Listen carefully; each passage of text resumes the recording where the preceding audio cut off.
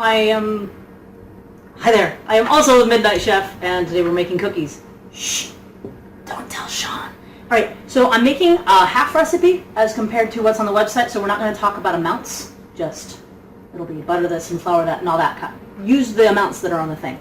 So we have butter. I like to have it close to room temperature. Unfortunately, here in Texas, room temperature means melted into a puddle, so a little bit less than room temperature. It should be pokey, but not bleh. And why is that? And why is that? The temperature of the butter is actually very important to your cookies. If you have butter that is too melty, your cookies will be runny and flat in the oven and come out crunchy, which you may want, but understand what you're going for. If it's too cold, I don't know. I guess it won't blend as well. I've never had it too cold before. It certainly wouldn't cream as well with the butter. But that's what we're going to do now. We're going to take the butter and dump it in the sugar as pre-measured. So what kind of cookies are you looking for then? Oh yeah, I guess we're doing chocolate chip cookies. Well, I mean, what texture are you looking for? If you're not we looking like for the soft, fluffy, cakey kind of cookies. Crunchy cookies are appropriate sometimes, like ginger snaps. Biscotti are nice when it's different. It's not exactly crispy. It's different, but yeah, for things like sugar cookies like and gingerbread croutons. Cookies and exactly dessert crouton. So we have butter and sugars. I like one of these guys. You can do a stand mixer. You can do it by hand. It's more work than I care to do. Do this for a couple of minutes until it's all blended and fluffy. Important to get it fluffy.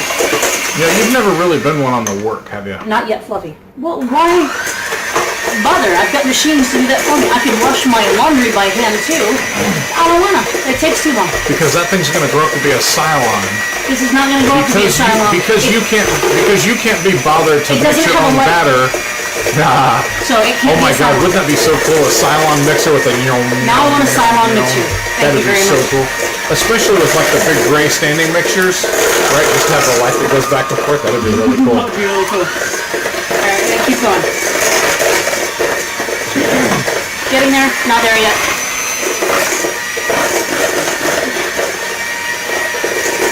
Takes about 2 minutes. A little less, it depends. I'm not warming the bottom of the bowl with my body. That would make the butter way too warm. So I'm going to put this down. Alright, you might think you're getting there. We're not there yet. Keep going. It just doesn't seem like that thing has the power to make it actually fluffy like the machine would. It does. The power, it's butter and sugar. It's not concrete. Yeah, but the faster you can whip it, the fluffier it'll be.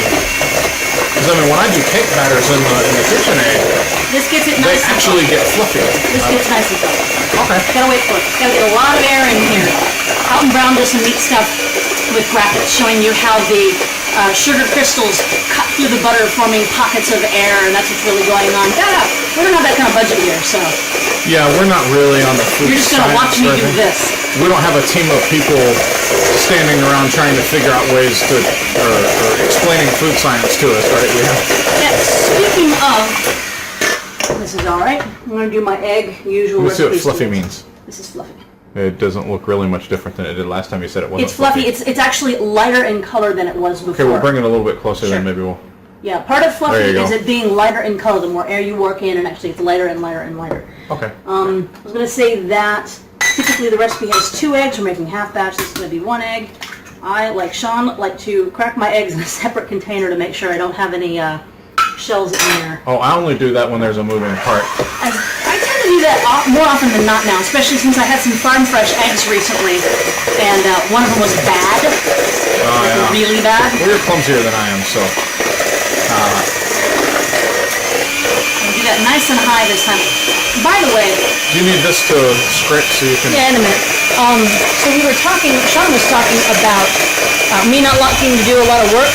Yeah, I don't. So I tend to look for recipes that can take some variance. Like this is a recipe that can take some variance. If your butter is too warm or too cold, you're going to survive. It's going to be not optimal, but it's going to survive. It's still a cookie. It's still a good cookie, and it's like there's not a lot of method to this. There's a pie crust that we make too.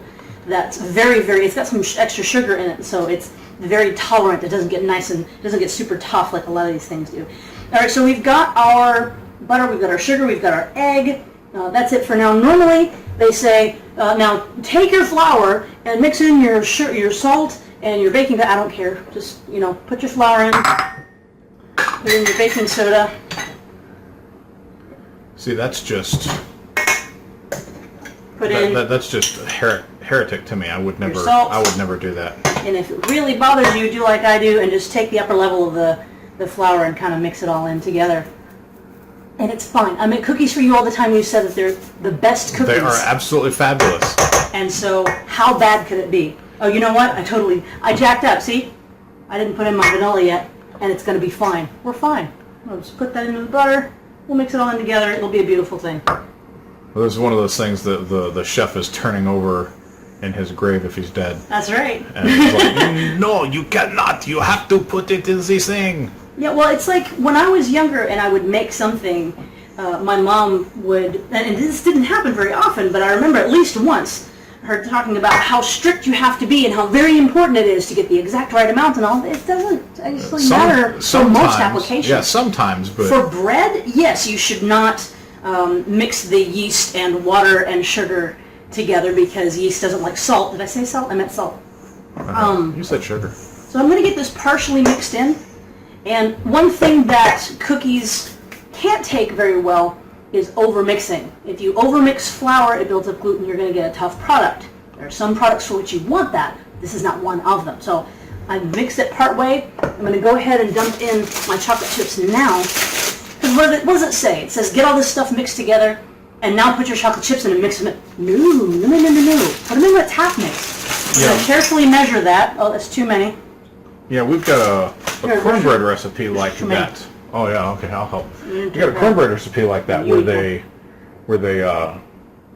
tell you not to overmix it, and they say when it's all done, now stir in this melted butter. And I'm like, Now at this point, I'm gonna put your cherries in too. At this point, if you're like us, and this is a little bit dry. It is a little dry. So I think we're gonna add just a touch of water. We could do milk. We could. I don't know what else we could do, but we could do it. It was looking a little bit powdery and crumbly, and I want it to stick together better than that. It's still not fully mixed. I'm going to add in cherries. Now, normally, since this is for the whole family, they're carefully measured.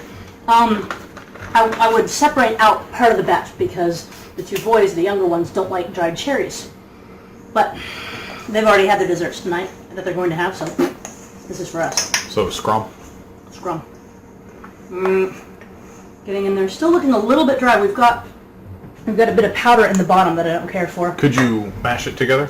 Maybe. Let's Sometimes try that works. That works with biscuits, right? Where you... I'm going to mash it with my hands. Oh, that's not really what I meant, but That's sure. what I'm going to do, though. Not too much because I don't want that butter to overwhelm. Yeah. It's all right.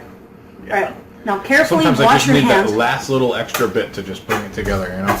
Pasta's like that. If you see my pasta video, sometimes it can look a little dry in the bowl, and then you pick it up and squeeze it, and it's just fine. Yep, this is true. All right. Here you go. For a million towels around this place, and there's never one where it's supposed to be. So, one of the big things that I have picked up, okay, one thing I picked up from you is parchment paper. Get on Amazon, get these some parchment paper. It is silicone-fused paper, way better than wax because it doesn't give it that flavor that wax gets when you bake it, and way better than doing the whole, I'm going to spray the pan or butter it and then put flour on. It's just... That is absolutely... I haven't done that in so many years, and now I can't remember ever doing it. It's like, oh my God, what a horrendous way to do things. There we go. And the other thing that I've picked up is Scooper from Mountain Brown. Recommended one, got one. This is a smallish one. You can make your cookies as big as you like, but of course, make them too big and they're going to take an awfully long time to cook, and then you're just going to be sitting there going, oh, my cookie's done. Okay, so that scooper's not actually from Mountain Brown, but... It's not from, it's where I first heard the suggestion. Yeah, I know. I didn't buy it from him personally. Being funny. He's not a friend of mine. Now, cookies, another thing that there's not a lot of tolerance for, well, depending. Is leaving the dough out? Is... on the counter? That's right. It'll be gone in no time. Is give them a lot of room. For years, I was so stingy with my pan space. I would nestle them all up together like each panful was costing me money to do. I know, right? And now, these are a little bit closer than I usually do. Give these guys some room to breathe and spread out. There's Nothing wrong with that. Let them breathe. Nothing beats fresh cookie dough. Nothing beats fresh. Oh my gosh, so yummy. What temperature are you cooking that at? Bake them at 350. I'll check on them in about 8 minutes. It'll probably take closer to 11 or 12, but I'm going to do the second half of these, and that's really all there is to it. And like I said, these are going to come out beautiful and fluffy and delicious. The dough is the best that we have found. We went on a quest to find the best cookie dough recipe. This is it. Third one in, this is what we found. And we're going to come back to show them what the cookies look like? We'll come back to show them what they look like. Yeah, because we'll need a picture. Absolutely. All right, so let's pause and come back. Yeah, I was trying to think if there's something else, but I'll think during the pause. All right, so it's been, let me think, 12 to 13 minutes now. I kept setting 2-minute timers and 2-minute timers. Yeah, I don't know. So it's a tricky business. We've got 3 critical issues with these cookies. The temperature of the butter, not overmixing them, and knowing when to take them out of the oven. Because there is a point at which they are definitely underdone. And there's a point at which they're definitely overdone, and then there's this big middle ground. Take a look at this. So we've got these, they just came out of the oven, they're super duper hot. And if I pull one apart, yeah, it actually looks completely cooked. So I'm actually going to get this off of the pan because that means it's a touch past where I normally would have taken them out, but only a touch. These are not overdone. And these guys are just barely brown around the edge. Yep. Absolutely beautiful. Here, let's bunch a couple of these up like that for the shot, right? There you go. Not even brown on the bottom, actually, but you can still see see. they're very, very, very soft. Yeah, they're just barely brown on the bottom. But there's carryover heat too. Yeah, it will keep cooking because it is still at approximately 350 degrees inside the cookie. Other than that, I just want to reiterate that it's a super easy recipe. It's got a lot of tolerance for screw-ups, and you'll find your own. Yeah, right. You'll find your own special touches. Some people like nuts in their cookies, so on and so forth.